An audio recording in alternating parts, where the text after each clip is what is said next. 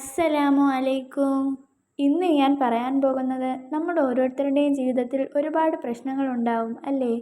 അസുഖങ്ങൾ കൊണ്ടുള്ള പ്രശ്നങ്ങളായിരിക്കാം, പൈസ കൊണ്ടുള്ള ബുദ്ധിമുട്ടായിരിക്കാം, അങ്ങനെ പല പല പ്രശ്നങ്ങളുണ്ടാവും. നമ്മുടെ മനസ്സിലെ വിഷമങ്ങളും സങ്കടങ്ങളും മാറി സന്തോഷം കൊണ്ടുവരാനുള്ള ഒരു സൂറത്തിനെ കുറിച്ചാണ് ഇന്ന് ഞാൻ പറയാൻ പോകുന്നത്. അതുപോലെ തന്നെ ഒരുപാട് ആളുകൾ പറയുന്നത് കേൾക്കാം, ഞാൻ എത്ര പ്രാർത്ഥിച്ചിട്ടും എൻ്റെ പ്രാർത്ഥന അള്ളാഹു സ്വീകരിക്കുന്നില്ല, എൻ്റെ ആഗ്രഹങ്ങളൊന്നും നടക്കുന്നില്ല. അവരോടൊക്കെ എനിക്ക് പറയാനുള്ളത്, നമ്മൾ പ്രാർത്ഥിക്കുമ്പോൾ മനസ്സറിഞ്ഞ് അള്ളാഹുവിനോട് കരഞ്ഞുകൊണ്ട് ദുആ ചെയ്യുക. അതുപോലെ തന്നെയാണ് തൗബ ചെയ്ത് മടങ്ങുക. അതുപോലെ തന്നെയാണ് നമ്മൾ ദുആ ചെയ്യുമ്പോൾ നമ്മുടെ ഈ കാര്യം നടക്കുമെന്ന വിശ്വാസത്തോടെ നമ്മൾ ദുആ ചെയ്യുക. ഇനി നമ്മുടെ വിഷമങ്ങളും സങ്കടങ്ങളും മാറാൻ വേണ്ടി എന്താണ് ചെയ്യേണ്ടതെന്ന് ഞാൻ പറയാം.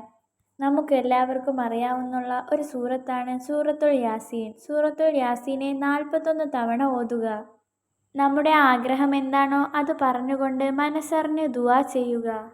ഒരുപാട് പേർക്ക് ഇങ്ങനെ ചെയ്തിട്ട് ഉത്തരം കിട്ടിയിട്ടുണ്ട്.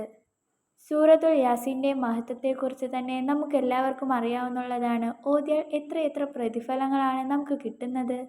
അതുകൊണ്ട് തന്നെ ആരും ഇത് പാഴാക്കാൻ പാടില്ല. സൂറത്തുൽ യാസീൻ 41 തവണ ഓതി നമ്മുടെ മനസ്സിലെ വിഷമങ്ങൾ പറഞ്ഞ് അള്ളാഹുവിനോട് കരഞ്ഞുകൊണ്ട് ദുആ ചെയ്താൽ ഇൻഷാ അല്ലാഹ് അത് തീർച്ചയായും നടന്നു കിട്ടും.